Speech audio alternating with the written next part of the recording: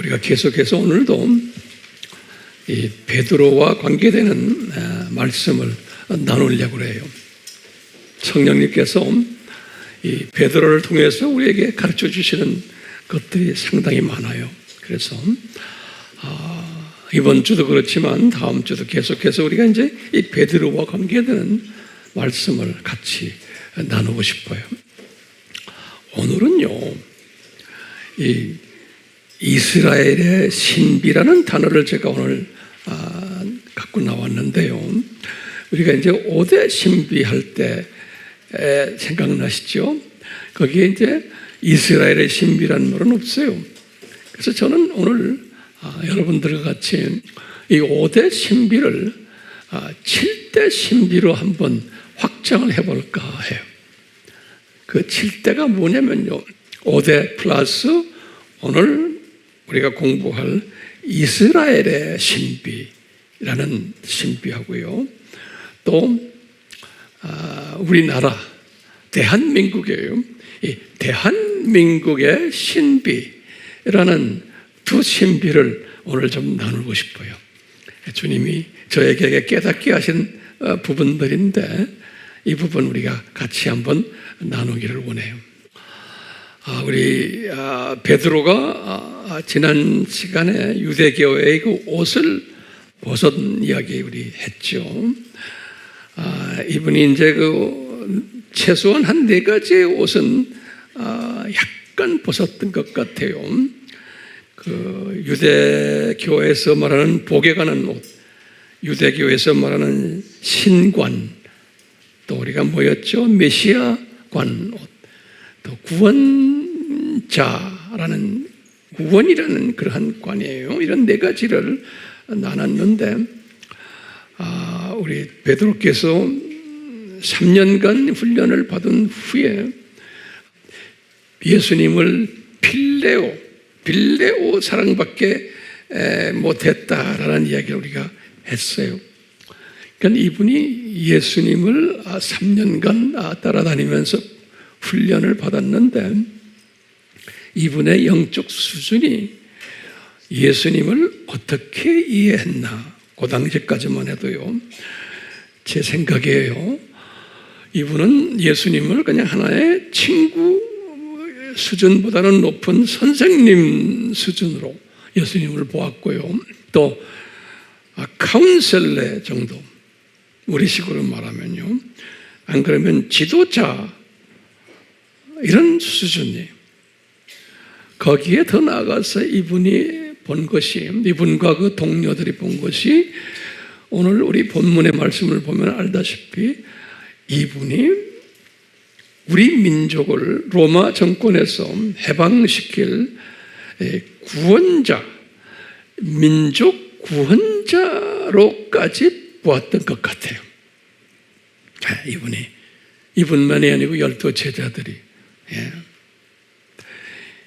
이분이 기가 막히게 3년 훈련 마치면서 예수님이 부활하시고는 이 12 제자들에게, 이제 가룟 유다는 빼놓고요, 11명이죠. 뭘 줬어요? 성령님을 이분들에게 줘서 소위 크리스찬이 되게 하셨어요. 그것이 성경에 어디에 나와요? 요한복음 꼭 잊지 마세요. 그냥 적기만 하지 마시고, 이 중요한 성경 구절이죠. 요한복음 20장 몇 절이에요? 22절이에요. 잊지 마세요. 이것이 굉장히 중요한 성경 구절이에요. 이 제자들이 크리스찬이 되는 장면이에요. 이렇게 이분들이 크리스찬이 됐지만 이분들이 그동안에 예수님이 3년 동안 가르쳐줬던 모든 것들, 예수님이 죽으셨다가 3일에 살아나야 한다는 이것도 별로 관심이 없었어요. 크리스찬이 되었는데도, 예수님이 하나님의 아들이라고 이렇게 가르쳐 주셨는데도 별 관심을 보여주지를 않았어요. 이분들이 하나님의 자녀들인데 똑같아요. 오늘날 크리스찬들도. 예수님이 사마리아 여인을 통해서 구원자라는 메시지를 전해줬는데도 여기에 대한 관심이 별로 없었어요. 그냥 구원자가 없다. 이 생각에는 그냥 우리 민족을 구원해주는 로마 제국으로부터 이런 수준이었어요. 예수님이 안식일의 주인이라는 말도 그냥 한쪽 귀로 듣고 말아버렸어요. 특히 예수님이 내가 성부 하나님과 동등하다라고 하는 말까지도 하셨는데 요한복음 5장 18절에 이것도 별 관심 없었어요. 그냥 듣기만 했어요. 오늘날 대부분의 기독교인들이 이 수준이에요. 예수님에 대해서 들은 풍어는 많은데 별 관심이 없어요. 예수님에 대해서. 그 모습을 지금 우리에게 예표로 보여주는 거예요. 그러면서 이 베드로나 그 팀들이 가졌던 그 관심거리가 뭐였어요? 애국 시각이었어요. 이 예수라는 이분이 우리 민족을 로마 제국에서 해방시켜줄 구원자로 믿어왔어요.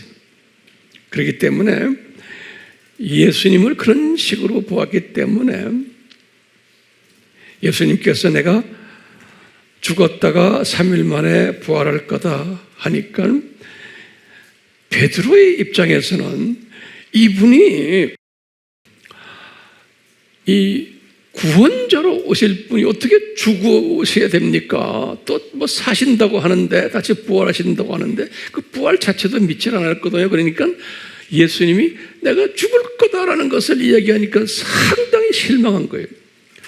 우리 민족을 지금 구원해 줄 분이신데 왜 갑자기 죽으신다고 그러십니까? 라는 생각을 가졌던 거예요.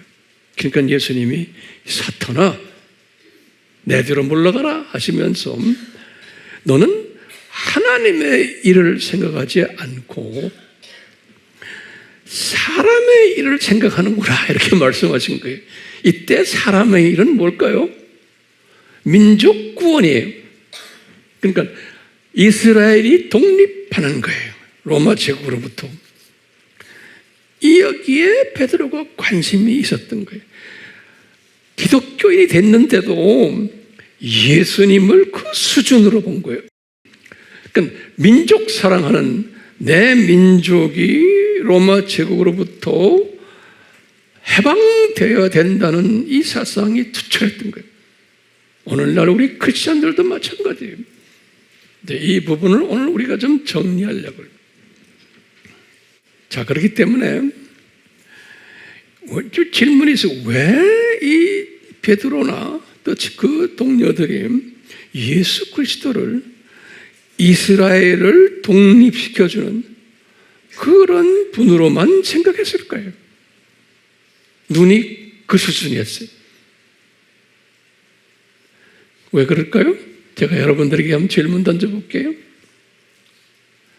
그걸 우리가 이제 시각적인 측면에서 보면은 이분이 이스라엘이라는 이 나라를 두더지 시각이나 고작해야 병아리 시각으로 이스라엘을 본 거예요.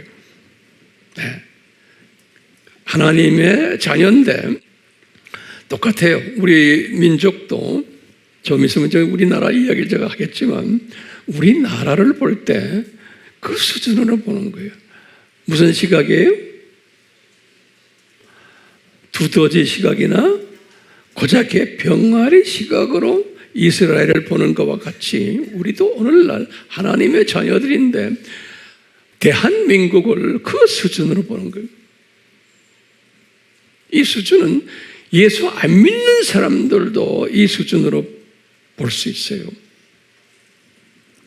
자, 오늘 제가 말씀드리는 건요, 이 이스라엘이라는 이 나라가요, 베드로가 보는 이 수준으로만 보도록 만든 나라가 아니에요. 이스라엘이라는 이 나라는 이제 여기에 대한 공부를 우리가 조금 할 거예요. 이스라엘이라는 나라는 하나님이 왜 만들었어요? 이것도 우리가 항상 말하는 창세 전에 디자인한 나라예요. 이스라엘이라는 이 나라를 우리가 창세전부터 시작을 해서 나중에 이제 7,000년 끝나는 때까지의 이스라엘이라는 나라를 큰 그림으로 한번 보세요. 우리가 그 연습을 오늘 좀 하려고 그래요. 이스라엘이라는 나라는 이미 창세 전에 이 5가지 죽음이 5가지로 죽어야 되는 나라로 디자인된 나라예요. 이스라엘이라는 나라는 그 5가지의 죽음이 뭐였어요? 첫 번째는 이 나라는 패망되게 되어 있는 나라예요.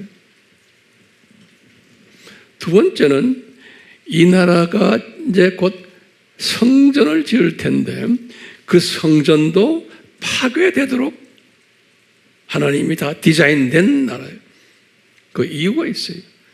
세 번째는 이 나라는 이 나라 백성들이 전 세계로 디아스포라 흩어지게끔 디자인된 나라예요. 신기하게도. 네 번째로는요, 이 이스라엘 사람들은 눈이 감겨가지고 예수님을 구원자로 보지 못하도록 만든 나라예요. 눈 감김이에요. 이뿐만 아니라 5번째는 이 이스라엘은, 이 민족은 장차 기독교인들로부터 핍박을 받는 반유대주의로 특정된 나라예요. 기독교인들이 미워하는 나라로 이렇게 만들어놨어요. 이스라엘의 나라는 몇 가지로요? 5가지로. 잊지 마세요. 이 5가지로. 그래서 이제 우리 이스라엘의 역사를 보면, 또 성경에서 가르치는 걸 보면 이 5가지의 죽음을 그대로 다 말해주셨어요. 한번 보세요. 제가 칠판에도 적지 않아요. 나라가 패망하는 것도 우리가 보시면, 여러분들, 아브라함이라는 이분이 이 나라를 만든 분이에요. 주전 몇 년이에요? 2000년이죠. 아브라함이 이 나라를 만들어가지고 주전 2000년에, 다윗이 주전 1000년이에요. 다윗까지를 역사를 들여다보세요. 이 나라는 가나안이라는 그 나라 안에서 독립된 나라가 아니에요. 그 안에 10개 이상의 가나안 족속들과 같이 살았던 부족 국가였어요. 이스라엘의 나라는 조그마한 부족 국가고 그 안에서 그 부족들과 싸움하는 이야기가 성경 이야기예요. 이스라엘의 나라가. 그리고는 다윗이란 그 유명한 인사가 나타나가지고 이스라엘은 이 나라가 처음으로 통일 왕국이 된 거예요. 가나안 땅을 지배하게 된 거예요. 잠깐이에요. 다윗 때. 그러고는 그 아들 솔로몬 때부터 시작을 해서 둘로 갈라졌어요. 솔로몬 죽은 후에 북이스라엘과 남유다로. 그랬죠? 930년에 갈라지고는 그때부터 북이스라엘은 아수르 제국에 의해서 쫄딱 망하고 722년에, 그리고는 남유다는 586년에 바벨론 제국에 의해서 완전히 쫄딱 망해버렸어요. 성전도 다 없어지고. 그러면서 바벨론 제국에서 망했다가 독립하지 못하고, 그 다음에 페르시아 제국에 의해서 또 망해버리고, 그 다음에 그리스 제국에 의해서도 망해버리고, 그 다음에 로마 제국에 의해서 망해버려서 지금 예수님이 그때 이제 이 세상에 오신 거예요. 그러니까 이 이스라엘이라는 나라는 처음부터 나라가 형편없는 나라예요. 항상 죽었던 나라예요. 패망했던 나라인데, 예수님께서 그 패망했던 나라를 향해서 예수님이 또 예언하셨어요. 예수님의 그 유명한 감남산 설교에서요. 주후 30년에 뭐라고 그랬어요? 무화과 나무를 저주를 하는 거예요. 마태복음 21장 18절에서 22절이 주후 30년에 저주를 했거든요. 그 저주가 언제 일어났어요? 주후 70년에 정확하게 40년 후에 저주가 이루어졌어요. 로마 제국에 의해서 완전히 나라가 없어져 버린 거예요. 그리고는 똑같이 예수님께서 말씀하신 게 있어요. 감람산 설교에서 이거 무화과 나무 저주는 감람산 설교가 아니에요. 마태복음 21장이에요. 21장. 예수님의 그 고난주일의 월요일이에요. 고난주일의 월요일에 이렇게 말씀하셨는데, 고난주일의 화요일에 또 이와 비슷한 말씀하셨어요. 마태복음 23장 38절에 이스라엘이 망할 것을, 그래갖고 정확하게 주 70년에 망했잖아요. 그 다음에 이제 성전 파괴 이야기도 똑같이 이렇게 하셨는데, 놀랍게도요, 여러분들, 똑같이 예수님이 감람산 설교할 때, 감람산 설교는 화요일에, 고난주일 화요일에 본인이 다시 재림에 올 때 이 이스라엘이 독립될 것을 또 말씀하셨어요. 누가복음 21장 29절에서 31절과 또 마태복음 24장 32절에서 35절이에요. 여기에 누가복음 21장 31절에는 아주 기가 막힌 말씀하셨어요. 내가 이제 재림에 오기 전에 이스라엘이 독립할 것인데, 이스라엘만이 아니고 모든, 그건 이제 무화과 나무로 비유했거든요. 이 무화과 나무와 모든 다른 나무들도 다 독립한다는 거예요. 이게 뭐냐면 기가 막히게 2차 전쟁 이후에 무화과 나무인 이스라엘만 독립한 게 아니죠. 제국주의가 무너지면서 이 조그마한 나라들이 아프리카부터 시작을 해서 중동, 우리 아시아 전역에 140, 50개 나라들이 다 독립했어요. 2차 전쟁 끝나면서 우리나라도 거기에 꼽살에 낀 거예요. 우리나라도 우리가 독립운동을 열심히 해서 독립한 게 아니에요. 큰 그림 속에서, 예수님의 디자인 속에서 우리나라도 독립한 거예요. 그러니까 주님이 재림 전에 징조 중 하나가 이스라엘이 독립할 것이고, 또 전 세계의 조그만 나라들이 다 독립할 거라는 거예요. 누가복음 몇 장 몇 절이에요? 21장 29절에서 31절을 보면 나와요. 나중에 보세요. 이렇게 이스라엘은, 이 나라가 죽을 것을, 이렇게 나라가 패망하고 성전도 파괴되고 또 디아스포라가 되고, 디아스포라는 언제부터 시작했어요? 아수르 제국 때부터 디아스포라가 시작이 된 거예요.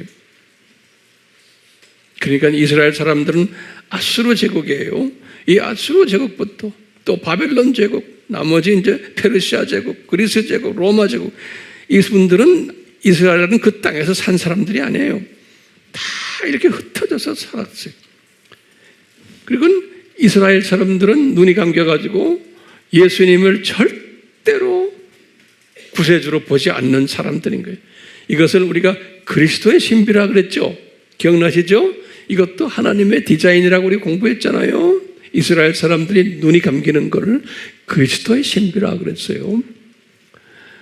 자, 그런데 오늘은 지금 우리가요, 이 이스라엘이라는 나라가 5가지로 죽음을 디자인한 것, 이것을 제가 뭐라고 명명을 하고 싶은가 하면 이스라엘의 신비다.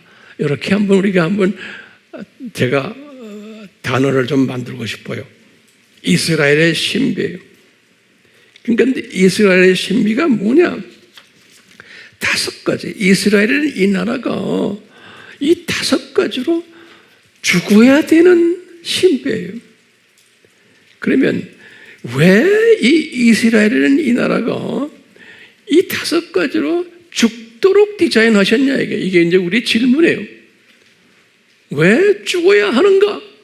그러면 우리 잊지 마세요. 이것은 예수님의 생명 살리는 원칙 때문에 그런 거예요.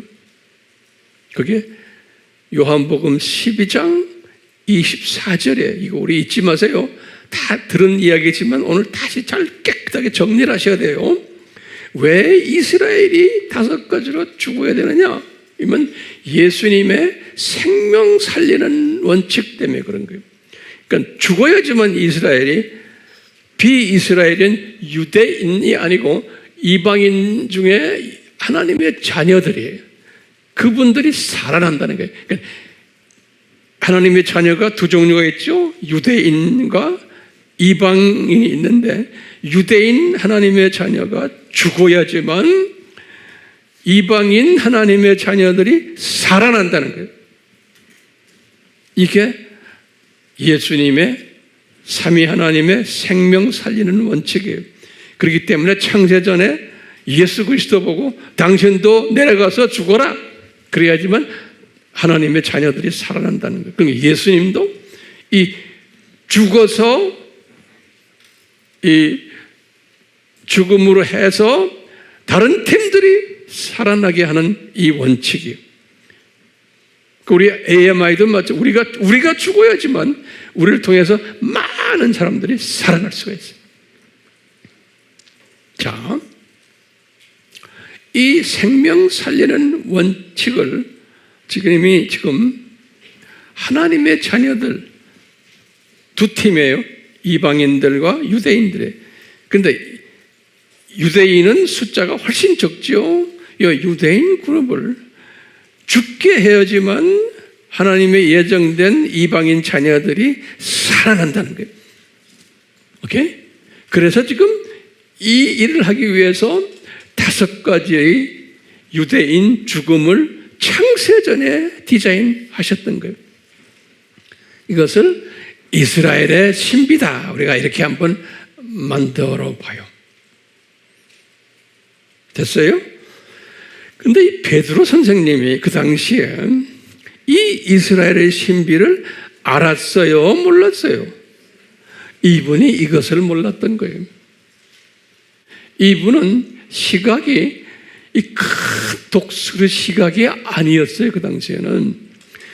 제가 설명하는 것은 이 이스라엘이 5가지로 죽어야지만 하나님의 자녀들, 이방인 자녀들이 살아난다 하는 이것은 하나님의 큰 그림 속에서 있는 독수리 시각이에요.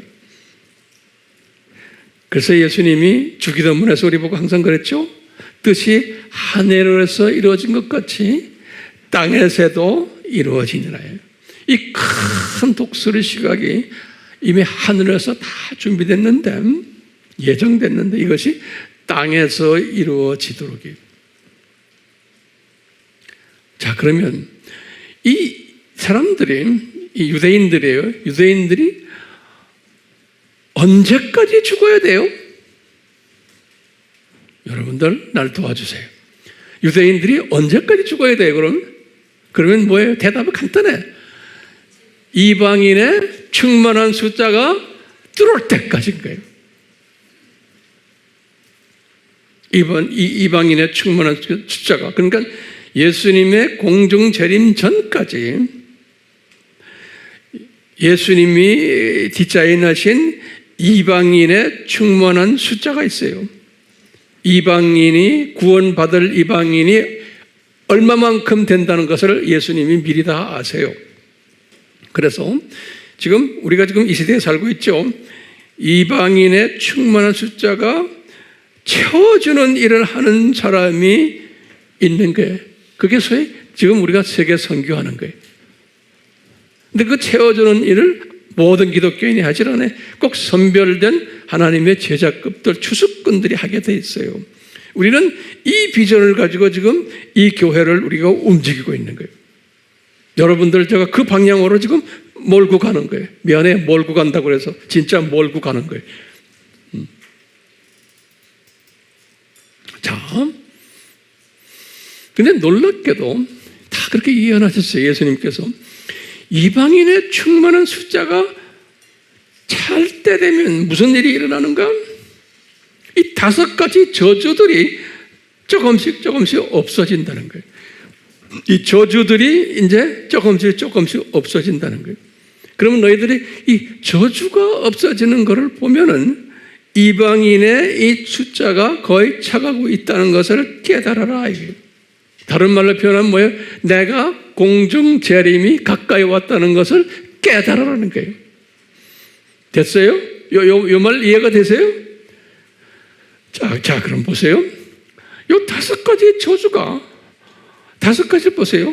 이미 나라는 1948년에 이미 생겨났어요. 그러니까 국가가 저주받는 게 이제 끝났어요. 그런데도 아직도 저 나라가 지금 어려운 가운데 있잖아요. 지금까지 어렵게 돼야 되는 거예요. 나라는 1948년에 일어났지만 계속해서 이스라엘이 어렵게 돼야 되는 거예요. 그렇지만 나라는 이미 독립이 됐어요. 지금 성전이 지어져야 되잖아요. 그래서 성전 지어지려는 거예요. 성전이 반드시 지어져야 돼요. 앞으로. 세 번째는 뭐예요? 디아스포라들 이제는 자기가 원하면 유대인들은 본국으로 anytime 돌아갈 수 있게끔 돼 있어요. 많이 돌아가고 있어요. 그 다음에 뭐예요? 유대인 중에서 지금 예수님을 구세주로 믿는 사람들이 나타나기 시작하는 거예요. 눈 감긴 분들 중에 그게 예수님이 몇 명이냐? 14만 4천 명이 눈을 뜨게 되게 돼 있다는 거예요. 예수님의 재림 전에. 그런데 그 숫자가 좀 차가고 있어요? 안 차가고 있어요? 차가고 있는 거예요. 메시아닉 유대인이라고 그러죠? 이 숫자가 차가고 있는 거예요. 그 다음에 반유대주의예요. 이제는 반유대주의가 지금 거의 없어져가요. 왜요? 종교다원주의 때문에. 모든 종교는 같다라고 보는 기독교인들 때문에 로마 가톨릭, 정교회, 성공회, 개신교의 모든 교단들이 지금 뭐냐? 다원주의를 가고 있어요. 그러니까 모든 종교는 같다 그러니까 옛날에는 유대교인들, 그놈들 밥맛 없다 그러는데 이제는 유대교인들도 다 안아줘요. 왜? 종교 다 같다라고 보는 거예요. 그러니까 이건 지금 이 5가지의 저주가 지금 없어지고 있어요? 안 없어지고 있어요? 지금 없어지고 있는 이 시대에 우리가 지금 살고 있는 거예요. 그러면 제가 다시 물어봐요. 이 말은 뭐예요? 이방인의 숫자가 차가고 있다라고 보는 거예요. 우리가 지금 40여 개 나라에 지금 선교하는 이유가 뭡니까? 이 숫자를 채우는 일에 지금 우리가 주님의 은혜로 우리가 지금 꼽살이 낀 거예요. 꼽살이 낀 게 우리가 잘나서가 아니에요. 어쩌다가 지금 이 일에, 이방인의 숫자를 채우는 일에 우리를 주님이 선택하셔서 세우고 계신 거예요. 여기에 여러분들이 어쩌다가 지금 AMI 교회로 오신 거예요. 우연히 온 게 아니에요. 이런 소리 그냥 설교 말씀 듣고 정보만 받아가지고 앉아있는 사람들 대부분인 거예요. 그렇지만 최소한 이 정보는 갖고 계셔야 돼요. 그럼 하나님의 때가 되면 어떻게 하세요? 자, 이것을 제가 이스라엘의 신비다라고 지금 말씀 드려요. 자, 그런데 보세요. 이 이스라엘의 신비를 베드로가 알았어요? 몰랐어요? 그러면 좀 말해보세요. 당시에 몰랐죠? 모를 수밖에 없어요. 베드로가 기독교인이었어요? 아니었어요? 기독교인이었어요. 이미. 그리고 예수님과 상당히 가까운 분이에요. 필레오적으로 예수님과 가까운 분이 우리보다 훨씬 더 괜찮은 분이었어요. 그 당시만 해도. 그런데 이분이 이스라엘을 보는 시각이 이 정도예요. 그럼 무슨 시각이에요? 제가 항상 강조하지만 두더지 시각이나 또 무슨 시각이에요? 병아리까 참새는 아니에요. 참새는 공중에 떠서 보잖아요. 그거 아니에요. 그냥 병아리 정도, 주변 보이는 이 주변 이렇게 보니까 자기 나라가 좀 이스라엘의 이 모양이야. 이것을 본 거예요.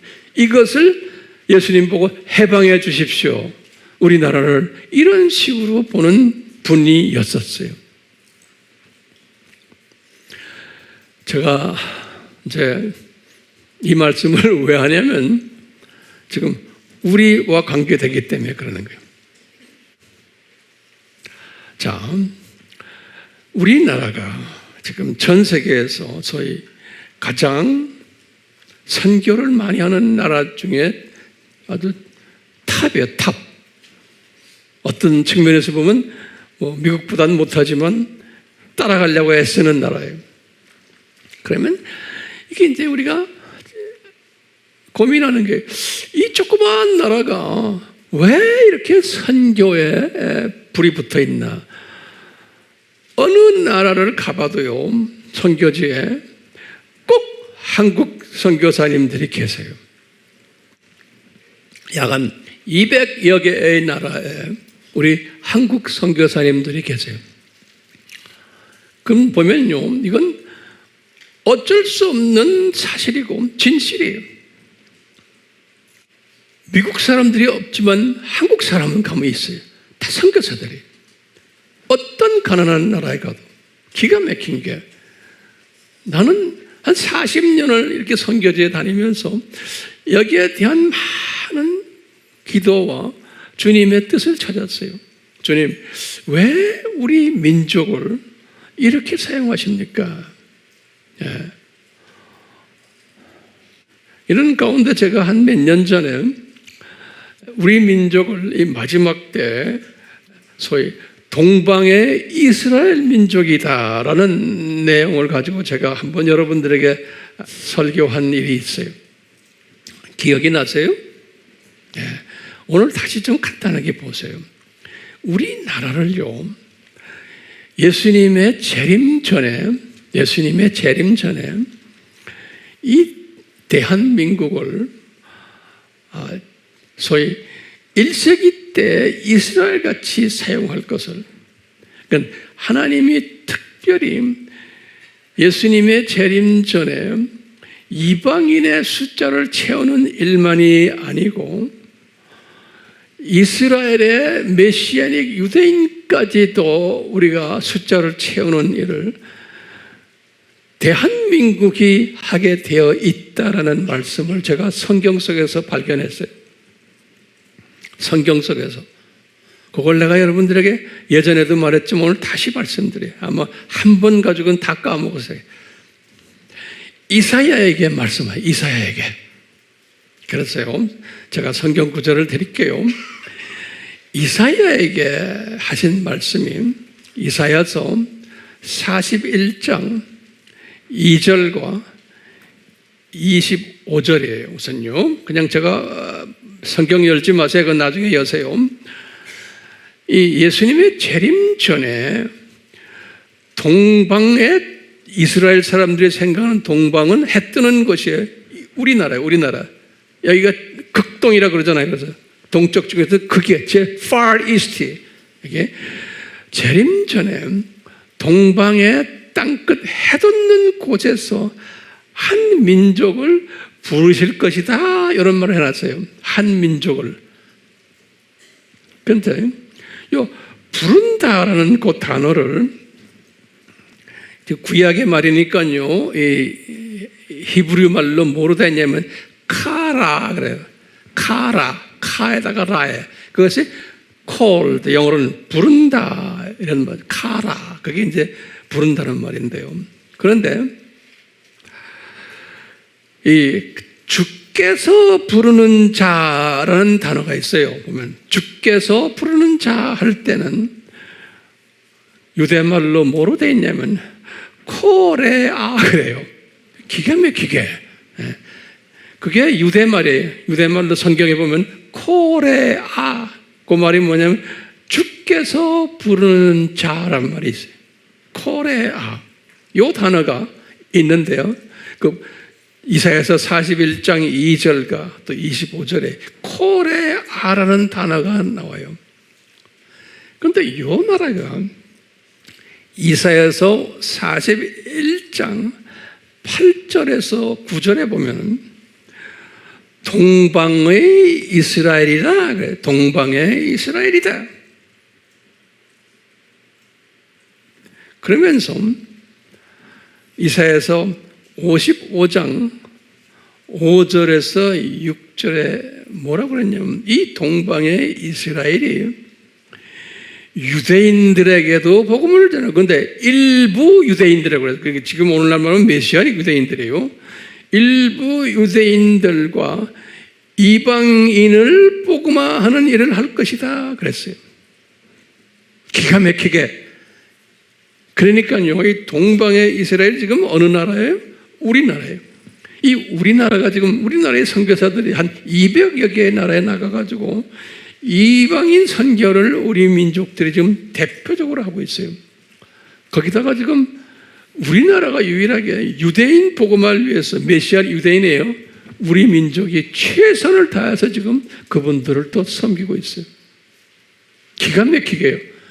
이 키가 조그맣고 새까만 머리다 눈이 조그만 볼품없는 이 민족이 이 서양 사람들 틈에 끼어가지고 이 서양 사람들을, 특히 이 유럽 사람처럼 생긴 이스라엘 사람들을 향해서 복음화를 하는 민족이, 이 사실을 신약에 와서 야고보에 예루살렘 총회할 때 다시 확인하는 장면이 있어요. 야고보가 사도행전 15장 13절에서 18절에, 자, 이 말을 가지고 오늘 내가 말씀을 좀 정리해 드리려고 그래요. 그러니까 이 대한민국이라는 이 나라가 왜, 이 조그마한 나라가 왜 이렇게 세계 선교를 위해서 이렇게 뛰고 있느냐? 그러면 아하, 이 나라는 누구의 디자인이다? 이 예수님의 디자인이구나? 우리가 알 수가 있어요. 여기까지 좀 따라오세요. 옆 나라 일본 보세요. 아니죠? 중국도 지금 기독교인이 전 세계에서 제일 많아요. 중국을 복음화시킨 나라가 어느 나라인지 아세요? 우리 한국 사람들이에요. 중국에다가 엄청난 우리 기도, 물질, 재정, 인적 자원, 물적 자원, 영적 자원을 중국에다 뿌렸어요. 지난 30년 동안에 우리 선교사만 약 한 5,000명 정도, 어떤 때는 10,000명 이상의 중국에다 뿌렸어요. 그게 우연이 아니에요. 이 조그마한 나라가요, 이 중국이 지금 거의 복음화가 거의 다 됐어요. 엄청 기독교인이 많아요. 그것을, 중국을 그렇게 만든 중요한 민족이 우리 민족. 자, 보세요. 자, 다시 정리해요. 우리 민족이 예수님 공중 재림 전에 이 메시아닉 유대인과 그 다음에 예정된 이방인들을 구원시키는 소위 동방의 이스라엘 민족이다라고 우리가 가정을 한다면, 그러면 조건이 있는 거예요. 그 조건이 뭘까요? 나한테 좀 말해보자. 조건이 있어요. 이스라엘처럼 죽어야 되는 거예요. 이스라엘이 이방인들을 살려주기 위해서 이스라엘이 죽었던 거예요. 몇 가지로 죽었어요? 5가지로 죽었던 거예요. 왜? 이것은 생명 살리는 하나님의 원칙이기 때문에. 그러니까 예정된 하나님의 자녀들이 살아나려면 전 세계 이스라엘은 한 민족이 죽어줘야 되는 거예요. 그런데 어떻게 죽었어요? 5가지로 죽은 거예요. 됐어요? 이 원칙이 과거 2000년 교회 시대에 그대로 다 적용이 됐어요. 복음이 퍼지려면 뒤에 꼭 죽는 그룹들이 뒤에 따라다녔어요. 그런데 지금 예수님의 이 공중재림 전에는 한 민족이 통째로 죽어야 되는 거예요. 이스라엘처럼. 그래서 지금 이사야에게 지금 이렇게 말씀했잖아요. 야고보에게. 이것이 꼬레아라는 꼬레아. 근데 이 꼬레아가 지금 우리가 속해 있는 우리 민족이에요. 그러니까 우리도 그러니까 살아야 돼요? 죽어야 돼요? 우리도 죽어야 되는 거예요. 이스라엘 죽듯이 죽지 않으면 안 되는 거예요. 그래서 제가 이 말씀을 가지고 저는 나름대로 많이 묵상해 주요. 그러면 우리 민족이 만약에 동방의 이스라엘이라면 우리 민족이 어떻게 죽었나요? 이스라엘이 죽듯이 지금 20세기에 들어와서. 근데 딱 저에게 주님이 깨달음을 주시는 거예요. 네 민족 과거 100년 동안에 내가 죽여놨잖아. 그러는 거예요. 그래서 한 10가지로 저에게 보여주시는 거예요. 한번 하나하나 적어보세요. 간단하게. 첫 번째, 우리 민족 하면 남북한 하나예요. 지금 우리 남한만이 아닙니다. 우리 민족 하면 남북 하나예요. 우리 민족을 일본 통치하에 36년 있게 하셨어. 이스라엘이 로마 정권에 있었던 것처럼. 그게 첫 번째. 두 번째는 36년 끝난 다음에 남북으로 갈라버렸어요. 그게 두 번째 죽음이. 세 번째는 북쪽을 아주 악한 악랄한 공산국가로 만드셨어. 북쪽을 악랄한, 제가 이런 형용사를 써요. 악랄한 그냥 공산국가 안에, 다른 공산국가들은 이 북쪽 그런 공산국가 안에 다 괜찮은 공산국가들이에요. 근데 이 북한만은 악랄한 공산국가로 만들어놨어요. 다른 공산국가들은 이미 다 이제 끝났는데 아직도 남아있는 게 지금 아닙니까? 북한이? 심지어는 베트남이니 라오스니 저 동부 유럽 쪽에 가도 그분들 공산당이 했지만 지금 다 이제 이렇게 악랄하지 않아요. 자, 세 번째가요. 네 번째는 어떻게 했냐. 이 악랄한 공산국가가 기독교 교회들을 다 부셔버렸어요. 교회들을 다 부셔버렸어요. 이런 공산당 나라가 없어요. 다섯 번째는요, 크리스찬들을 순교시켰어요. 크리스찬들을 순교시켰어요. 여섯 번째로는 기독교인들을 남쪽으로 이주시켰어요. 디아스포라 시킨 거예요. 북쪽 기독교인들을 남쪽으로 이주시켰어요. 디아스포라들이에요. 그 그룹들이 지금 남쪽에서 엄청난 일들을 하고 있는 거예요. 일곱 번째로 남북 전쟁을 일으키게 하셨어요. 6.25 전쟁이. 여덟 번째로 이 한반도를 잿더미로 만들어버렸어요. 전쟁 때문에 잿더미로 만들어버렸어요. 여덟 번째예요. 아홉 번째는 그러므로 해서 이 한반도가 세계에서 가장 가난한 나라로 전락시켜버렸어요. 그러니까 여기 있는 젊은이들은 내가 말하는 걸 잘 느끼지를 못할 거예요. 저는 그 세대에 살았기 때문에 알아요. 가장 가난한 나라로. 제가 68년도에 미국으로 유학 갔잖아요. 그때만 해도 우리나라가 돈이 없어가지고 유학생들을 최대로 미화 200불만 가져가게 했어요. 그 이상 가져가면 안 돼요. 200불이라는 게 미국에 가면요, 한 달 아파트 값도 안 돼요. 그 당시에 미국에도요, 아파트가 가서 조그만 아파트 하나 빌리려면 400불에서 500불 내야 됐어요. 그 당시에 60년대. 근데 200불 들고 갔으니 그건 뭡니까? 그만큼 가난했어요, 우리나라가요.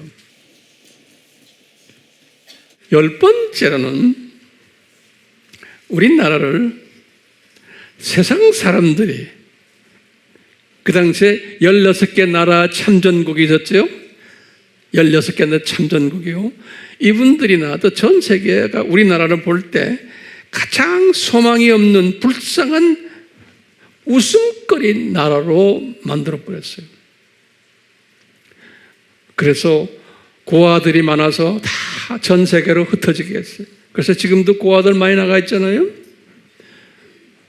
우리 세대들은 그걸 다 알지만 여러분들은 아무리 말해도 잘 모를 거예요. 6.25 이후에 태어난 사람들은. 자, 우리나라가 지금 이렇게 몇 가지로 죽게 하셨어요?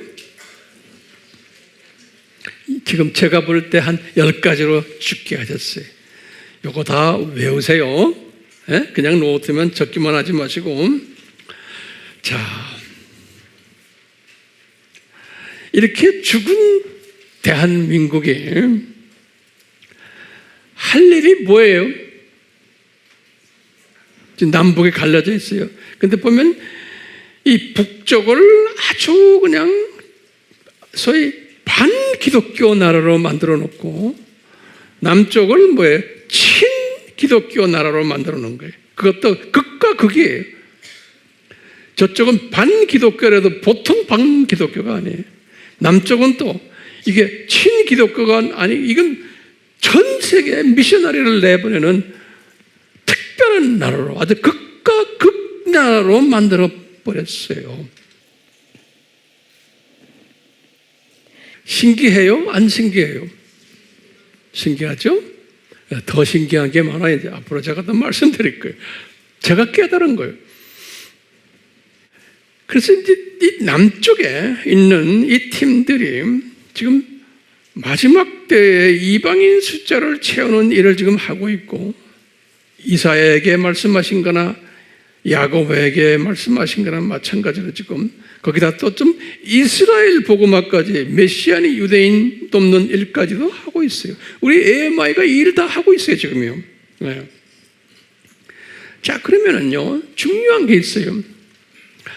선교 대국이 되려면 중요한 요건들이 있어요. 선교 대국이 되려면 아주 중요한 필요한 요건들이 있어요. 그 요건을 우리가 채워야 돼요. 우리가요. 그러니까 우리가 채워졌나 안 채워졌나를 한번 보세요. 예전에 영국이 선교 대국이었을 때, 지금 미국이 선교 대국이었을 때, 독일이 선교 대국이었을 때 꼭 있었던 것들이 있었어요. 첫째 요건이 뭐냐? 선교 대국이 되려면 이 나라가 돈이 많아야 돼요. 경제적으로. 그 경제적으로 부유해야 돼요. 자본주의 나라로 만들어가지고 경제적으로 부유하게 만들어야 돼요. 그렇게 만들었어요? 안 만들었어요? 예수님이 우리나라를. 우리나라가 지금 뭐 삼성이니 뭐 현대니 뭐 여러 가지 이것 잘 되는 게 이분들이 잘나서가 아니에요. 우리나라가 지금 부유하게 하는 게, 잘 들으세요. 이분들은 예수님 믿는 사람들이 아니에요. 삼성도 현대도 또 지금 무기 많이 파는 데가 어디예요? 한화니 뭐니. 그분들 롯데도 그렇고 기독교인이에요? 아니에요. 그렇죠? 근데 왜들 저렇게 돈 잘 벌게 만들어요? 네? 우리 민족이 이 하나님이 숨겨져 있는 이 선교 대국을 만들기 위한 다 하나의 도구들이에요. 이 성경적 측면에서. 그러니까 역사의 주인이 누구예요? 예수님이에요. 이 역사를 쥐고 있는 우리나라가 예수님의 창중에서 지금 움직여 나가고 있는 거예요. 이 경제가 지금 이렇게 잘 되고 IT가 잘 되고 하는 모든 것이 누구 때문이에요? 예수님 때문인데 누구 때문이에요? 마지막 추수를 하는 이 추수 그룹 때문에 그러는 거예요. 이게 제가 보는 역사관이에요. 국가관이에요. 왜냐? 이 그룹들이요, 나중에 7년 환란 들어가려면 다 망하게 돼 있어요. 곧 이 모든 경제 그룹들, 정치 그룹들, 무슨 그룹들, 곧 이제는 싹 없어지게 돼 있어요. 그 눈에 그게 보이세요? 그걸 보셔야 돼요. 하루아침에 없어지게 돼 있어요. 무엇으로 없앨 것 같아요? 지진으로 없애버리고, 그 다음에 이제 우리가 나팔 재앙 알죠? 대접 재앙 알죠? 싹 없어져 버려요. 하루아침에. 그것을 이제 우리에게 하나하나 보여주고 계시잖아요. 그건 같은 기독교인인데 이 시각을 가진 기독교인이 많지가 않아요. 여기서는 제가 지금 이것을 여러분들에게 그것을 나누는 거예요. 그게 눈에 보이셔야 돼. 지금 이 세상 돌아가는 모든 것들이 곧 하루아침에 없어지겠구나. 이게 눈에 보이셔야 돼요. 보여요?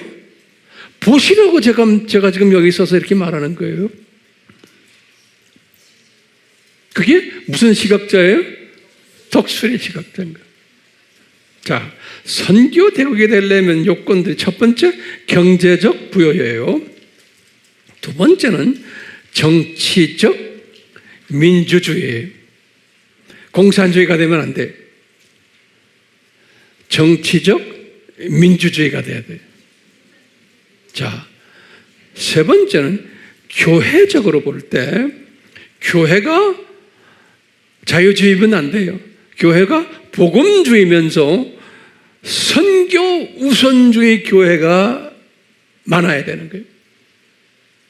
다시 말해요. 교회가 복음주의 교회이면서 선교 우선주의 교회가 많아야 되는데 많지는 않아요. 있어야 되는 거예요. 내가 말하는 건 있어야 되는 거예요. 오케이? 그 다음에 이제 네 번째가 중요한 거예요. 네 번째는 우리 민족이 선교 대국이 되려면 우리 민족이 죽어야 되는 거예요. 우리 민족이 이스라엘에 죽었던 것처럼. 그래서 우리가 지금 한쪽은 지금 살아서 이렇게 경제적으로, 정치적으로, 교회적으로 선교 대국이 지금 돼가고 있는데 한쪽은 죽어야 되는 거예요. 같은 내 민족인데. 그래서 지금 NK를 저렇게 죽게 만들어 놓은 거예요. 그러니까 NK 안에 하나님의 자녀들이 죽고 있고, 또 우리 민족이 하나님의 자녀가 아니지만 그 속에 있는 우리 동족들이 엄청난 죽음을 경험하고 있는 거예요. 이것을 과거 지금 70년을 지금 하고 있는 거예요. 그런데 이 죽음이 점점 더 심해져요? 안 심해져요? 지금 더 심해지고 있는 거예요. NK가. 이 말은 뭘까요? 이 남쪽 팀들아, 더 열심히 마지막 주자 역할을 하라는 거예요. 살리는 일을 너희들이 지금 죽고 있으니까 북쪽에서 남쪽 친구들아, 니네들은 살리는 일을 열심히 하라는 거예요. 그러다가 살리는 일이 거의 끝나가면 어떻게 될까요? 북쪽이? 여러분들 답을 좀 주세요. 이 남쪽에서 지금 이 이방인의 숫자를 채우는 일들이에요. 다시 말하면 메시아의 유대인도 거의 숫자를 채우고 있고 이방인의 숫자도 거의 채우고 있으면 우리나라가 어떻게 될까요? 이 북쪽이 어떻게 돼요? 이제는 북쪽이 할 일이 없어지는 거예요. 제 말 들어요? 북쪽이 할 일이 없어지는 거예요. 할 일 없다는 말 좀 알겠죠? 그 역할이 있는데 북쪽이 그러니까 조금씩 살아나는데 경제적으로 살아난다는 게 아니고 그 안에 있는 하나님의 자녀들이 살아나기 시작을 하는 거예요. 북쪽에 있는 하나님의 자녀들이 고통 속에 있다가 자라나기 시작하는 거예요. 그래서 지금 북쪽을 보면요, 그 안에 가정교회들이 지금 여기저기서 많이 일어나고 있어요. 북쪽에서. 그뿐 아니라 또 일부는 또 중국으로 보내가지고 중국 안에서 가정교회들, NK 가정교회들을 우리 조선족들과 같이 하고 있어요. 어려운 가운데서도. 그리고 또 그중에 또 한 3만 명 이상을 한국에 보내가지고 그 중에 한 10% 정도는 교회 다니게 해요. 교회 다니게 하면서 지금 그 안에 10% 중에 3만 명이면 한 3천 명이죠. 그 안에 또 한 3천 명, 한 10% 정도 될까요? 한 300명 정도? 내가 헌신하는 자들이 또 나타나기 시작. 우리가 지금 요 그룹들을 지금 전략적으로 우리가 지금 섬기고 있는 거예요. 섬기는 것만이 아니고 이분들이 이제 우리와 같이 이 살리는 일에, 특히 우리 NK들을 살리는 일에 이제 앞으로 사용받게 하기 위해서요. 그러면 제가 다시 한번 여쭤볼게요. 오늘날 우리가 주께서 불리움 받은 자, 다시 말하면 꼬레아예요. 꼬레아. 만약에 우리가 마지막 때 이사야에게 예언한 대로 우리 주께서 불림을 받은 자, 꼬레아라고 믿고 또 그 사명을 가진 자라고 믿는다면, 그러면 뭐가 나타나야 돼요? 죽음이 있어야 되는 거예요. 그래서 지금 반쪽아리로 만들어놔서 북쪽 우리 형제 자매들을, 특히 북쪽에 있는 하나님의 자녀들을 계속 죽도록 하는 거예요. 핍박받고 죽도록. 예. 베트남도 공산 나라지만 이렇게까지 하지 않아요. 중국도 이렇게까지 하지 않아요. 북한이 가장 심한 거예요. 그 이유가 뭐예요? 우리 남한 팀들 보고 열심히 뛰어라, 지금 죽고 있잖아, 그 소리. 오케이? 이것이 이스라엘의 신비면서 5가지 죽음이에요. 또 무슨 신비? 대한민국의 신비라는 보고 있는 거예요. 이스라엘도 이렇게 해서 죽었듯이, 그래서 이스라엘의 죽음으로 해서, 이 죽음으로 해서 과거 2000년 동안 이방인들이 살아났던 것처럼 지금 오늘날 20세기에 들어와서는 대한민국을 이스라엘을 통해서 예언한 것처럼 동방의 이스라엘로 만들어가지고 죽게끔 하시는데, 그러려면 반쪽아리를 딱 만들어가지고 북쪽 팀은 죽는 거 하고 남쪽 팀은 뛰는 거 하고 이렇게 하지 않았나 보고 있는 거예요.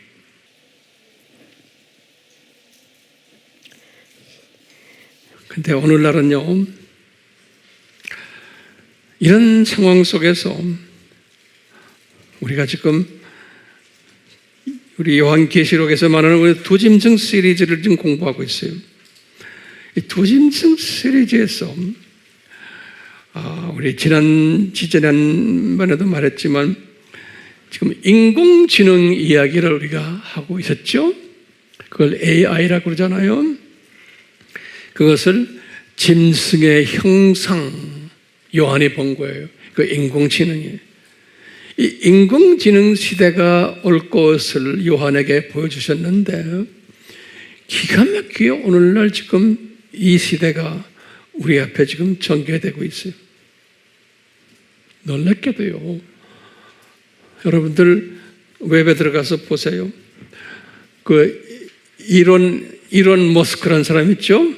이론 머스크가 내가 며칠 전에 내 핸드폰에 딱 떴길래 내가 봤더니, 이분이 뭐라고 그러냐면 앞으로 5년 안에 이 세계가 완전히 바뀔 거다 그러는 거예요. 뭐라고 그러는가 하면 이제 AI가 이제 곧 AGI로 바뀔 거고, 우리 AGI가 뭔지 알죠? AGI가 ASI로 바뀌면은 그것이 5년 안에 바뀔 거라는 거예요. 그러면은 이 세계의 모든 인구들은 직장들을 다 잃어버릴 거라는 거예요.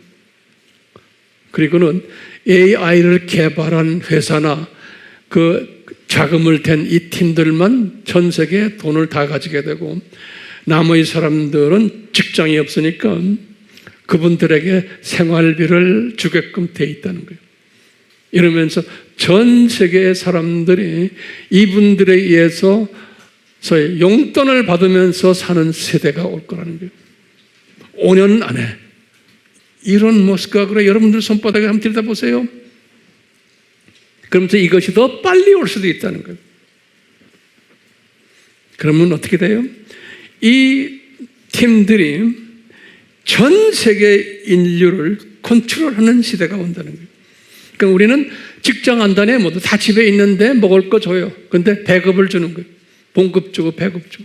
그러니까 할 일도 없어지고, 그 다음에 공장이고 뭐 이런 건 전부 로봇에 의해서 다 움직이고, 이런 시대가 곧 온다는, 그것도 20년, 30년이 아니고 이분이 말하는 거예요. 5년 안에 온다는, 5년 안에. 그러면 2030년이요. 우리는 이런 걸 딱 들었을 때 어떻게 생각해야 되나요? 예? 아하, 예수님의 공정 재림이 정말 코앞에 와 있구나. 뭐냐? 이 두 짐승 그룹이 지금 디자인하는 게 뭐라고 그랬어요? 성경에 의하면 이 두 짐승 그룹이 이 세상을 신세계 질서로 만들려고 하는 거예요. 다시 말하면 이 두 짐승 그룹이 이 세상을 자기네가 컨트롤하는 세상을 만들어서 정치도 하나로 만들고, 경제도 하나로 만들고, 종교도 하나로 만들고, 문화도 하나로 만들고, 그래서 이 통치자들이, 두 짐승 그룹들이, 그것이 지금 뭐지?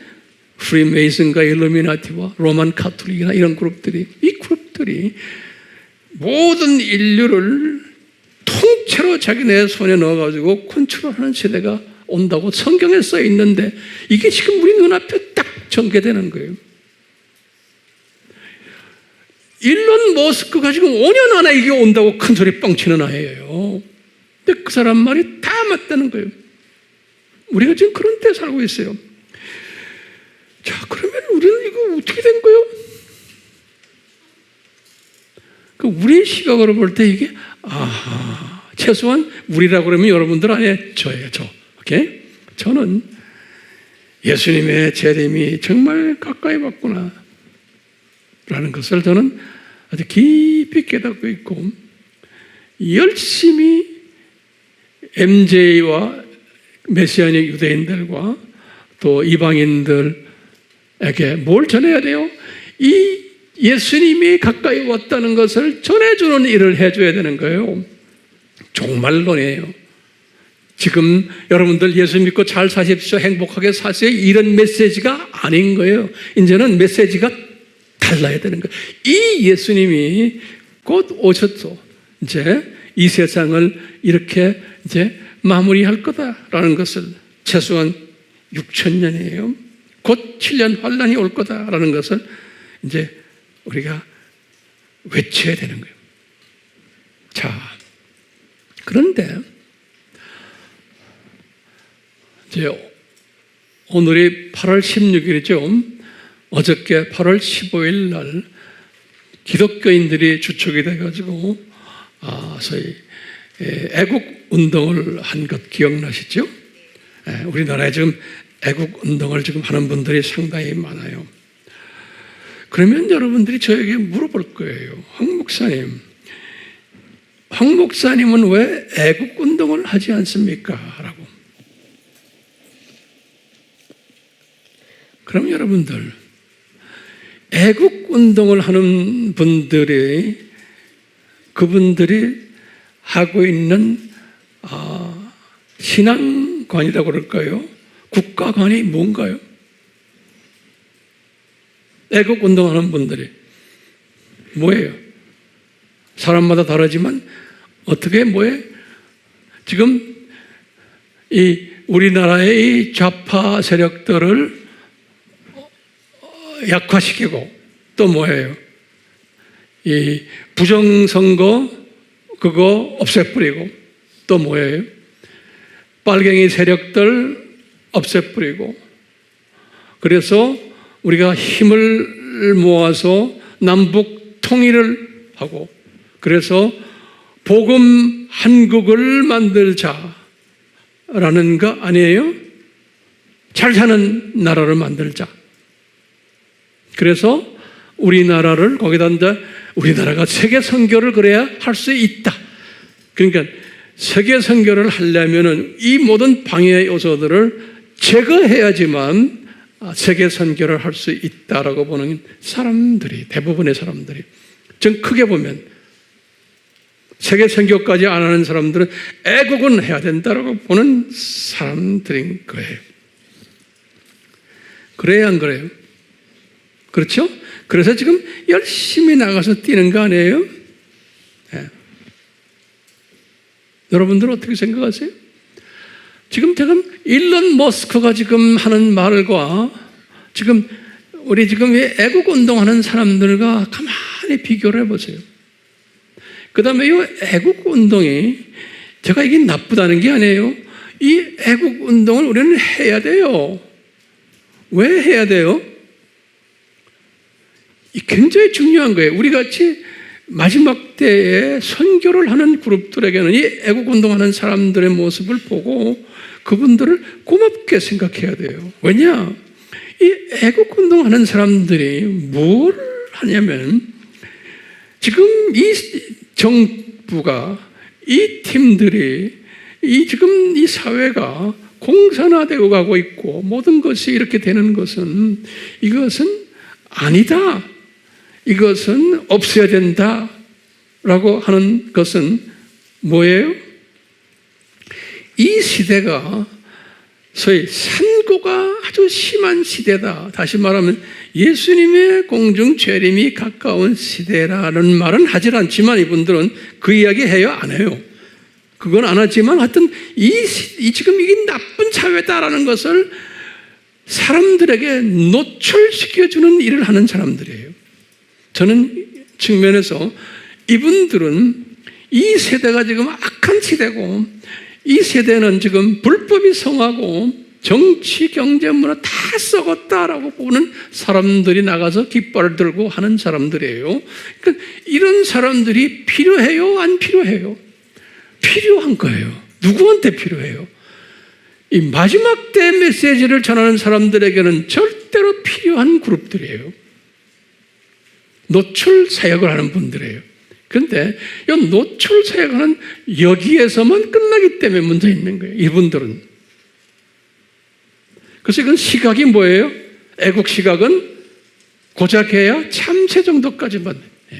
이 큰 그림을 보지를 못하는 거예요. 이 애국 시각이 다시 말하면 베드로가 가지고 있었던 시각이에요. 베드로도 애국 시각을 가지고서 예수님 보고 이걸 도와주십시오 했죠. 지금 이 애국 시각을 가진 이 팀들도 다 예수님께 부탁을 하는 거예요. 예수님, 우리 삼창합시다. 주여, 주여, 주여. 이거 우리나라 이거 해결해 주십시오 하고. 그러니까 이런 애국시나 이런 애국팀들을 보면서 우리는 절대로 비난하거나 이러지 말고 저는 그래요. 이분들이 이렇게 애국팀들이 하니까 예수님의 재림이 정말 가까이 왔구나 라는 것을 우리에게 보여주는 하나의 거울들에. 근데 항상 제가 그래도 안타까운 건 애국 그걸 하면서 여보 예수님 오세요 회개합시다 이런 말은 안 하는 거예요. 목사님들도 대한민국 예수님 오십니다 그 말은 또 안 하는 거예요. 그러니까 시각이 뭐예요? 고작 해야 병아리 참새까지는 가는 것 같아. 그런데 큰 하나님의 나라를 보지를 못하는 거예요. 이 하나님의 나라가 이 6,000년 때까지 아담부터 달아야지 지금 예수님의 공중 재림이 오신 이것을 보지를 못하는 거예요. 그것과 지금 이 모든 상황과 이것을 두 짐승 세력 이것과 이거 연결을 시켜주지 못하는 안타까움이 있는. 그렇지만 그건 그분들이 가지고 있는 은사가 그 수준이라고 보시면 되는 거예요. 됐어요? 제가 항상 말하지만 분량과 뭐예요? 그릇이. 그렇지만 이런 분들이 필요해요? 안 필요해요? 이런 분들이 필요해요. 이분들이 나가서 저렇게 했다고 해서 우리나라가 잘 됩니까? 앞으로 더 문제가 더 심각해져요. 이 소위 말하는 이 좌파 세력들이 또는 뭐 부정선거를 한다고 가정을 했던 그 세력들이 우리나라만이 아니라 전 세계 문제예요. 이것이 점점 더 악해지게 되어 있는 거예요. 성경 말씀에 의하면 이거 했다고 해서 이게 정돈되는 게 아니에요. 왜요? 산고 시대이기 때문에 그런 거예요. 점점 더 악해지게 되어 있어요. 여러분들, 우리가 해마다 이 8.15를 맞으면 3.1절 맞으면 우리가 독립운동가들을 기리죠. 내 말 좀 잘 들으세요.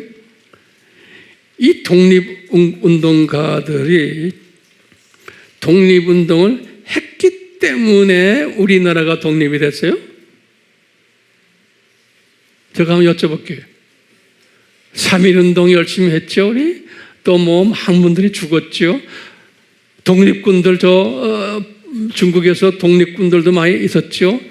이분들 때문에 우리나라가 독립이 됐어요? 8월 15일 날 독립됐어요?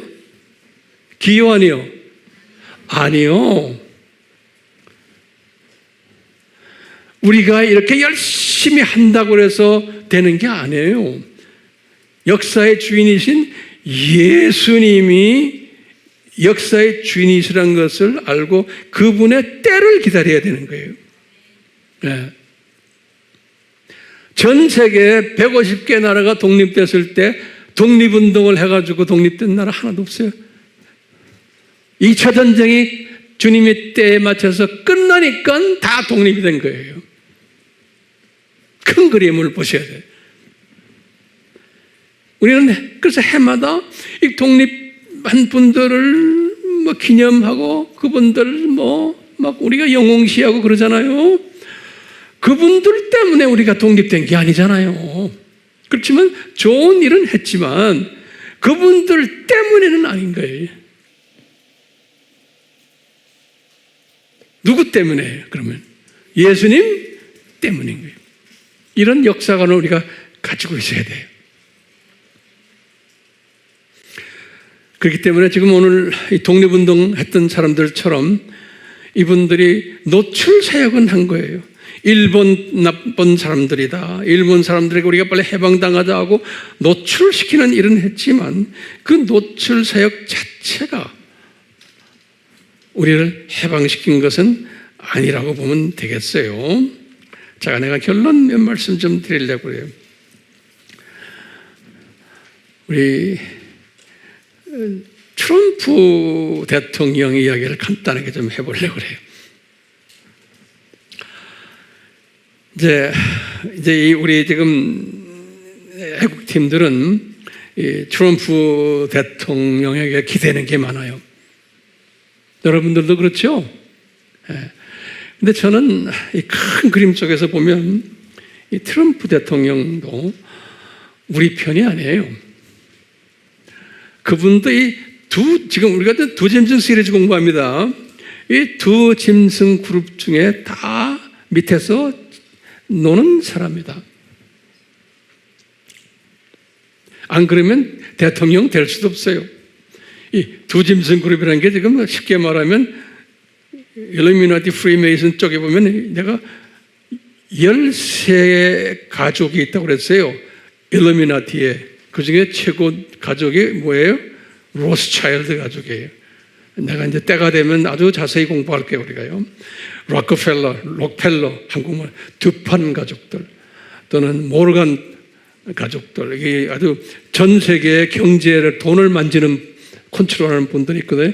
이분들이 다 이게 두 짐승 그룹들의 대표적인 그룹들인데, 이분들이 뒤에서 정치, 경제, 문화 모든 걸, 종교까지 다 쥐고 흔드는 사람들. 이 사람들이 자기네가 이 전 세계 인구를 자기네 손아귀에 집어넣어서 통치하려고 하는 그룹들이. 그 속에 시진핑도 푸틴도 불란서, 영국, 이태리 모든 대통령들도 다 들어가 있고, 부정선거도 그래서 이 팀들에 의해서 다 이게 조작되어 있고, 왜냐? 선거를 해서 자기네가 원하는 리더를 세워야 되는 거예요. 그 우리나라도 그 중에 하나의 그 가지 중에 하나라고 생각하시면 돼요. 예. 그 우리나라에 지금 대통령을 없앤다고 해서 또 뭐 괜찮아지가 아니에요. 이 큰 틀 안에서 지금 움직이는 거예요. 전 세계가. 이 트럼프는, 내가 볼 때는 트럼프도 이 로스차일드나 이런 사람들의 손아귀에 있는 사람이에요. 1990년대에 보면 트럼프 비즈니스가 쫄딱 망했어요. 그럴 때 뒤에서 누가 도와줬냐면 로스차일드가 도와줬어요. 그래가지고 트럼프가 지금 이렇게 경제 또 이렇게 일어선 거예요. 그러니까 뒤에 이 로스차일드 그룹들이, 모건 그룹들이, 이 록펠러 그룹들이, 듀폰 그룹들이 다 뒤에서 이렇게 조정을 하면서 있는 거예요. 그렇기 때문에 트럼프를 보세요. 트럼프가 이렇게 우파적으로 행동을 하지만, 부정선거인 거 다 알지만, 말로 부정선거로 했지만, 이분이 한 번 해서 떨어진 후에 클린턴이나 또는 힐러리나 또는 오바마나 이 팀들을 고소를 했어요. 이 팀들을 감옥에 집어넣었어요. 말로는 한다고 그랬지만 안 해요. 못 해요. 우리는 욕심이 그분들을 감옥에 집어넣고 다 없애버리다 못해요. 할 수가 없어요. 왜? 크게 보면 다 한 팀들이에요. 내가 볼 때요. 크게 보면은. 이 큰 그림 속에서. 그렇기 때문에요. 이런 생각을 제가 해요. 정반합이라는 단어가 있어요. 그 철학자가 헤겔이 만든 말인데, 헤겔이 정반합이라고, 영어로는 thesis, antithesis, synthesis 그러는데, 다시 말하면 정이라는 건 뭐냐면 우파라고 보시면 돼. 우파가 있냐면은 반은 뭐냐면 거기에 반대하는 좌파도가 또 있는 거예요. 그러면서 이 두 파가 서로 싸움을 하게 하고 이러면서 갈등하게 하면서 새로운 또 하나의 답을 찾아야 되는 게 정반합이라고 그래요. 예. 새로운 차원의 해결점을 찾아내는 거예요. 지금 이 성경에서 나오는 이 투짐승 시리즈 속에서 디짐승의 프렌 중에서 이 팀들이 지금 하고 있는 걸 보니까 같은 그룹들인데, 하나는 정적으로 괜찮은 우파 쪽으로 하고, 하나는 또 좌파 쪽으로 하면 서로가 하면 싸움들 하면서 그 속에서 자기네가 계획하는 것을 도출해내는 거예요. 그러니까 우리나라도 보세요. 우리나라 국민의힘이라는 게 우파라고 생각했는데 그 안에 좌파 쪽 영향받은 사람들 많아요, 안 많아요? 많아요. 그러니까 지금 우리가 이런 시대에 살고 있어요. 그러니까 이런 시대가 앞으로 더 심해지겠어요? 안 심해지겠어요? 내가 한번 물어보겠어요. 더 심해지게 되어 있는 거예요. 성경에 의하면은. 나는 몰라요. 성경에 의하면은. 이 산고가 앞으로 더 심해지게 되어 있는 거예요. 그러니까요, 애국운동하는 분들은 그 일을 더 많이 하겠어요? 안 하겠어요? 더 열심히들 하게 되어 있는 거예요. 고마운 일이에요. 그러면서 그분들이 열심히 할 때마다 우리는 아하, 우리가 열심히 나가서 이방 선교와 메시아닉 유대인 선교를 더 열심히 해야겠구나. 또 NK를 우리가 더 많이 살려줘야겠구나. 이제 일본도 우리가 더 많이 살려줘야 되겠구나라고 촉매 역할을 해주는, 그래서 항상 우리가 이런 말 했죠. 제가 촉진제 역할을 해주는, 또는 신호등 역할을 해주는, 또 뭐 했어요? 표지판 역할을 해주는, 경고등 역할을 해주는 이러한 일들을, 그런 역할을 해주는 분들이 지금 우리 주변에 지금 많이 있어요. 그걸 보면서 최소한 저는요, 아하, 주님의 이 재림을 더 열심히 나가서 외쳐야겠구나. 그러기 위해서는 황 목사야, 내가 너에게 보내주신 이 팀들을 너는 어떻게 잘 인도해 줘야 되는지 아느냐? 그러면 제가 뭐라고 말해줘요? 예. 이분들로 하여금 이 시대 분별력을 가지고 우리 예수님의 재림을 잘 외쳐주는 일에 잘 가이드해 주라. 제 할 일은 그건 거예요. 그렇기 때문에 황 목사야, 너희 교인들 애국 열심히 하라고 가르치되 거기에 앞장서서 뛰지 못하게 해라. 상고들을 없애는데 열심히 하지만 그걸 없애는 팀들에 껴가지고 시간 낭비하지 않게 해라. 그 대신에 초점을 어디에 맞추라? 깨워서 뭐에? 준비케 하고 외치게 해라. 안 그러면 이 애국에만 내가 집중하다 보면은 이 애국 문제가 해결되지도 않을 것인데 점점 더 나빠질 것인데 거기에만 집중하는 기독교인이 되면 어떻게 돼요? 끊임없이 스트레스만 받게 돼요.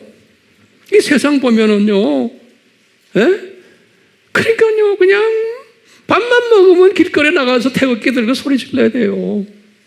그러니까 안 되니까 더 신경질 나고 스트레스 받아요. 왜 하나님은 우리 기도 듣지 않습니까? 하고 분명히 상고는 점점 더 심하게 된다고 말씀했는데 그 말씀에는 관심이 없어요. 내가 원하는 나라가 돼야 되는 거예요. 그러니까 스트레스만 자꾸 받다 보니까 쓸데없는 혈압 올라가고 당뇨가 생기고 뭐 별난 병들이 생기게 돼 있는 거예요. 왜? 스트레스 때문에 주 안에서 이런 상고 시대에 평강을 누려야 되는데 그냥 평강이 아니에요. 열심히 복음을 전하면서 평강을 누려야 되는데 그게 없는 거예요. 우리는 그런 사람 되면 안 되겠죠? 최소한 저는 그러지 않으려고 그래요. 그러니까 제가 그러지 않으려고 그러는데 저를 따라올 사람들만 따라오세요. 나머지 분들은 하고 싶은 대로 하세요. 그렇게밖에 할 말이 없어요. 도움이 됐어요? 네? 도움 됐으면 해요. 우리 같이 기도합시다. 예수님, 저희들이 계속해서 두 짐승 시리즈를 지금 하고 있는데요. 이 속에 깔려있는 엄청난 세상 들어가는 이 모든 일들을 보게 되며 이것을 우리가 어떻게 소화해야 좋을지도 모르고 있는 이런 혼돈 시대에 살고 있습니다. 성령님 도와주셔서 우리가 주님의 뜻이 어디 있는지를 분명히 깨닫는 지혜자들이 되도록 은혜 베풀어 주시옵소서. 우리는 빛의 사자들입니다. 주님, 이 어두움을 물리치는 빛의 사자들이오니 주여 깨어서 빛의 사자 역할을 잘 하도록 도와주시옵소서. 예수님의 이름으로 기도드리옵나이다. 아멘.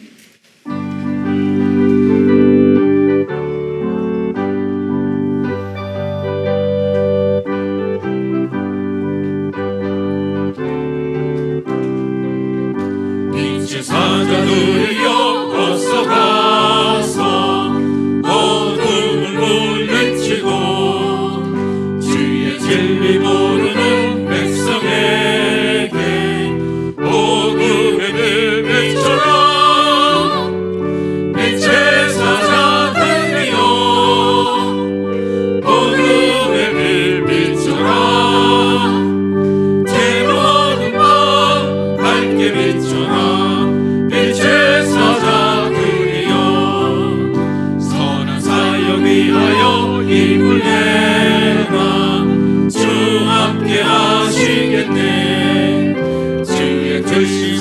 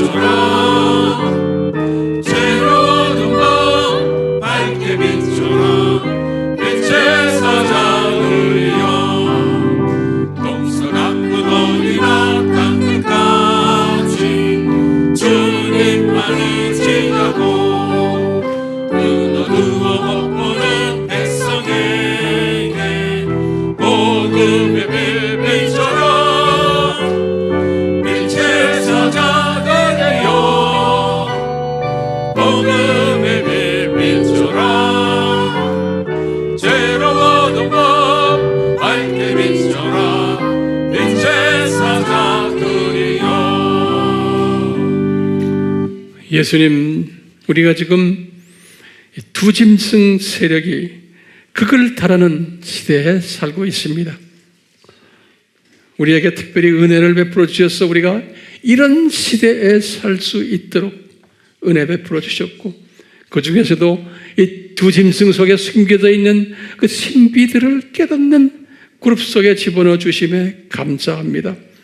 주여, 이럴 때마다 우리가 이 세상에 모든 이러한 부조리들의 스트레스를 받지 않게 해주시고, 오히려 성령님이 허락해 주신 소망과 기쁨과 또 주님의 이 뜻을 펼치는 일에 파트너로서 일어나는 그러한 자부심을 가지고 이 세상을 살아가는 지혜자들 되도록, 복받는 자들 되도록 은혜 베풀어 주시옵소서.